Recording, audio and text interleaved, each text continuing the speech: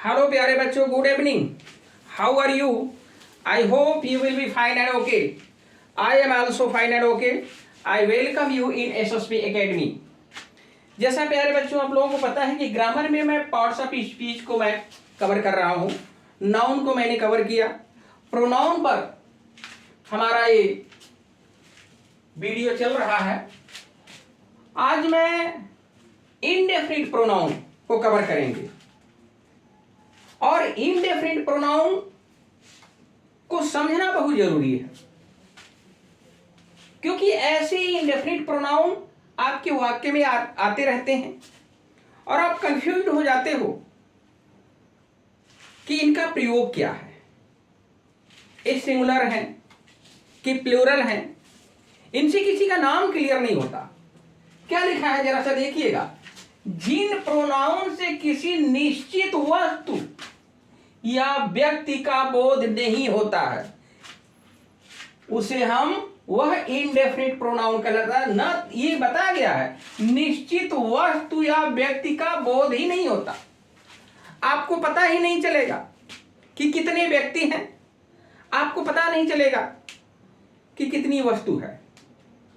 तो कहने का मतलब होता है कि जहां आपको क्लियर संख्या के बारे में जानकारी न हो उसको हम इनडेफिनिट प्रोनाउन की श्रेणी में रखते हैं।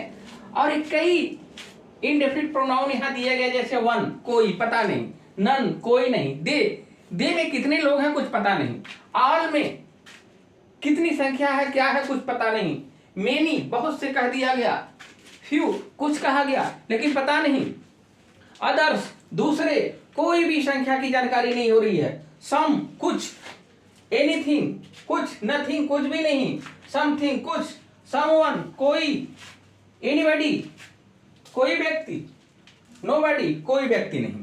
तो कहने का मतलब होता है कि इन शब्दों से आपको साफ साफ पता चल रहा है कि इसमें किसी भी व्यक्ति या वस्तु की क्लियर संख्या या के बारे में हम जानकारी नहीं कर पा रहे हैं। तो ये प्रोनाउन की एक खासियत है इसमें कि आपको क्लियर जानकारी नहीं होगा। तो it is necessary to understand these pronouns in your sentences. अब इस वाक्यों में जो भी आपके सामने वाक्य आते हैं उस वाक्यों के माध्यम से हम समझने की कोशिश करेंगे कि क्या इस सेंस देते हैं। जैसा कि आपको पता है कि किसी भी सेंटेंस की आप शुरुआत तो करते हो कैपिटल से, बट उसकी सेंटेंस की जो एंडिंग करते हो वो फुल स्टॉप से करते हो। तो यहां से यहां तक आपका सेंटेंस खत्म हुआ। One must do once duty, किसी को भी अपने कर्तव्य को अवश्य करना चाहिए। तो कहने का मतलब होता है कि आप परीक्षाओं में आप जाओगे तो यहां पर आपको गलत छाप देगा।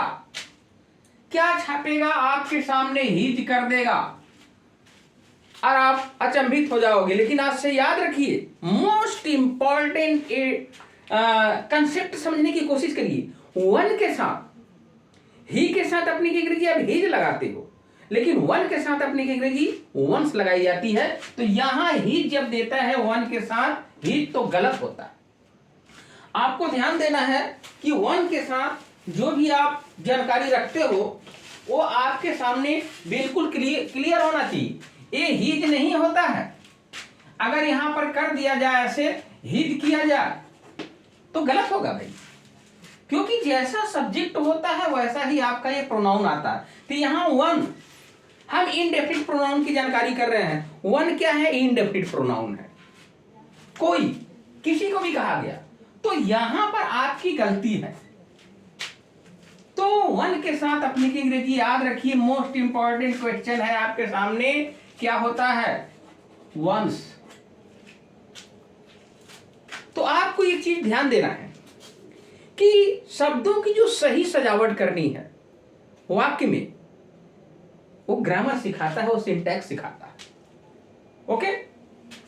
तो अब आपको ये जानकारी हो कि ये इनडेफिनिट प्रोनाउन है, ये भी इनडेफिनिट प्रोनाउन की ही श्रेणी में आएंगे, क्योंकि अपनी की अंग्रेजी है वो, वन के साथ अपनी की अंग्रेजी। अब देखिए, नन और एनी वन का प्रयोग ध्यान दीजिएगा, दो या दो से अधिक व्यक्तियों और वस्तुओं के लिए नन और एनी वन का प्रयोग करते हैं। ध्यान दीजिए, क्या नन का और एनी वन का प्रयोग यहां जैसे मैं दिखा चुका हूं, दो या दो से अधिक व्यक्तियों और वस्तुओं के लिए प्रयुक्त होता है। किसके लिए? दो या दो से अधिक व्यक्तियों या वस्तुओं के लिए नन और एनी वन का प्रयोग किया जाता है। ओके, तो नन ऑफ योर फ्रेंड्स, यानी देखिए none of your friends came here, यानी तुम्हारे दोस्तों में से कोई नहीं आया। इसका मतलब कि वो संख्या या तो दो है या दो से अधिक है, एक नहीं है। तो नन ऑफ योर फ्रेंड्स कहा गया, तो ये जो आपका नन आया है ये हमारा क्या है? इंडेफिनिट प्रोनाउन है, क्योंकि उसमें किसी का नाम, किसी की संख्या के बारे में हमको बिल्कुल पता नहीं है। We are totally unable to understand who is the person और what is the number. Okay, तो देखिए पढ़ाई करनी है, मन से करिए, ग्रामर सीख लोगे। किसी भाषा का बहुत जबरदस्त बेस होता है उसका ग्रामर, व्याकरण, और विदाउट व्याकरण के आप ना तो सेंटेंस को समझ पाओगे, ना लिख पाओगे, ना कुछ पता चल पाएगा। तो ये जरूरी है आपके लिए। तो एनी वन ऑफ देम, देखिए यहां none of your friends came here, तो तुम्हारे दोस्तों में से कोई नहीं यहां आया। और none of them can do this work, यानी उनमें से कोई भी नहीं कर सकता। तो आपका एनी, देम में से एनी वन बताया गया, तो ये संख्या कितनी रही होगी? ये अधिक रही होगी, दो या दो से अधिक संख्या, इसीलिए दे दिखाया गया ना दे। तो आप कहा कि देम में से एनी वन, कोई भी, तो ये दिखाया गया कि दो या दो से अधिक के लिए यूज करते हैं।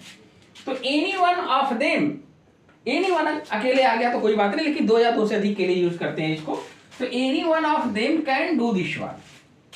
अब आप देखिए आपका ये एनी वन क्या है? इंडेफिनिट प्रोनाउन है, क्योंकि इसमें आपको पता नहीं चल रहा है, एनी वन कह दिया, कोई, उनमें से कोई, पता नहीं कौन। तो इंडेफिनिट प्रोनाउन का भी मतलब होता है अनिश्चित। आप प्रेजेंट इंडेफिनिट पढ़ चुके हो, वर्तमान अनिश्चित काल। तो अनिश्चित होता है भाई, डेफिनिट नहीं होता, इनडेफिनिट होता। तो ये जो शब्द आपके सामने आ रहे हैं, इंडेफिनिट प्रोनाउन आ रहा है। ईच ऑफ दीज बॉय, अब देखिए ईच का प्रयोग, एवरीबॉडी का प्रयोग, एवरीवन का प्रयोग हम सिंगुलर के लिए करते हैं। ठीक है, ये ध्यान दीजिएगा। तो कह रहा है कि ईच ऑफ दीज बॉयज, यानी इन लड़कों में से प्रत्येक, प्रत्येक का मतलब एक एक अलग अलग। कक्षा में अगर 50 बच्चे बैठे हैं तो 50 को अलग अलग एड्रेस किया जाएगा ईच बोलने से। तो ईच इज सिंगुलर। ओके, तो each of these boys has लगा है, देख लो, कहोगे बॉयज लगा है तो यानी भाई इससे नहीं मतलब है, इन लड़कों में से प्रत्येक को कहा गया, ये प्रत्येक के लिए यहां पे आया है। तो each of these boys has done his work, देखिए प्रोनाउन भी आपका सिंगुलर आया। इसका मतलब ईच को क्या माना गया? ईच को ही मान करके काम किया गया, क्योंकि प्रत्येक। तो each of these boys have done this, तो आपका ईच जो है यहां पर आपका इंडेफिनिट प्रोनाउन है, उसके साथ आने वाली जो सहायक क्रिया हो एक वचन की है, उसके साथ आने वाला प्रोनाउन भी सिंगुलर है। क्यों? क्योंकि ईच को सिंगुलर कंसीडर्ड किया जाता है। ओके गाइस, अब each must do his duty. अब देखिए अगर यहां पर आप वंस लिख देते तो गलत हो जाता, क्योंकि ईच कहा गया है, तो ईच के साथ क्या होगा? ईच यानी प्रत्येक। तो प्रत्येक के लिए यहां पर आप हर भी लिख सकते हो, हिज भी लिख सकते हो। तो जहां आपको जेंडर क्लियर ना हो, जहां जेंडर की जानकारी ना हो कि मैस्कुलिन है कि फेमिनाइन है, तो वहां पर आप मैस्कुलिन का यूज कर लिया करो। तो कहने का मतलब each must do his duty, तो प्रत्येक को अपनी ड्यूटी करनी चाहिए। आप यहां देख चुके हो वन के साथ अपनी अंग्रेजी वंस आया है, यहाँ ईच है, या कि कोई व्यक्ति होता है, प्रोनाउन की बात की जा रही है आपको, इंडेफिनिट प्रोनाउन की बात। तो each must do his duty, प्रत्येक व्यक्ति को अपना कर्तव्य करना चाहिए। तो ईच के साथ क्या आया? हिज आया। ये इंडेफिनिट प्रोनाउन है, सिंगुलर है। सम, सम वर बीटेन बाय द पुलिस। सम का प्रयोग देखिए कहां किया जाता है, अफर्मेटिव सेंटेंसेस में किए जाते हैं, याद रखिएगा। सम का प्रयोग कहां किया जाता है, अफर्मेटिव सेंटेंस में। सम वर बीटेन बाय द पुलिस, तो कुछ लोग पुलिस के द्वारा पीटे गए भाई। तो सम का प्रयोग जो होता है अफर्मेटिव सेंटेंस में होता है। इस चीज को आप बैठा लो। तो सम आपका क्या है, इंडेफिनिट प्रोनाउन है। यहां सम के साथ आने वाली जो क्रिया क्या है, आपकी जो हेल्पिंग वर्ब है वो क्या है, वर है, बहुवचन का दिया गया है। इसमें कुछ है लेकिन क्लियर नहीं कि कितनी संख्या है। अच्छा, एनी का प्रयोग आप याद रखिए।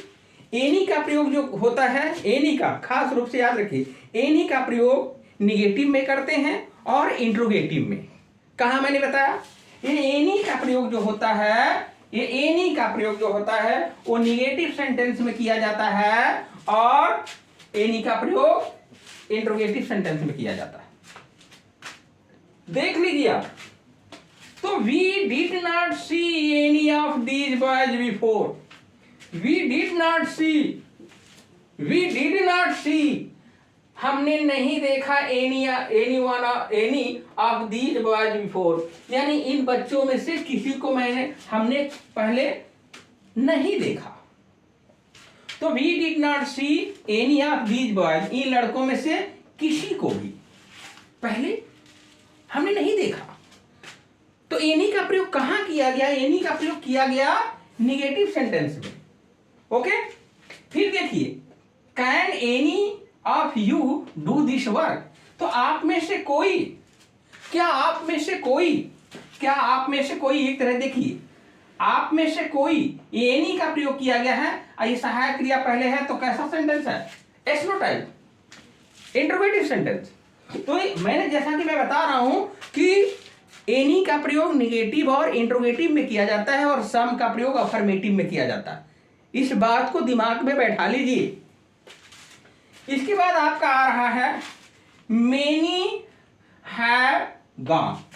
अब देखिए मेनी के साथ, आप देखिए मेनी के साथ आपको बहुत गौर से ध्यान देना है। मेनी हैव गॉन, अगर आपने यही लिख दिया मेनी बॉयज हैव गॉन, ये प्रोनाउन नहीं रहा, क्या हो गया बे, ये एडजेक्टिव कहलाएगा भाई। समझ में आ रही है बात। लेकिन मेनी अकेले है, मेनी हैव गॉन बहुत से लोग चले गए। तो यहां मेनी अकेले है, मेनी बहुवचन को दिखाया गया है, many have gone. All are wise, सभी बुद्धिमान है।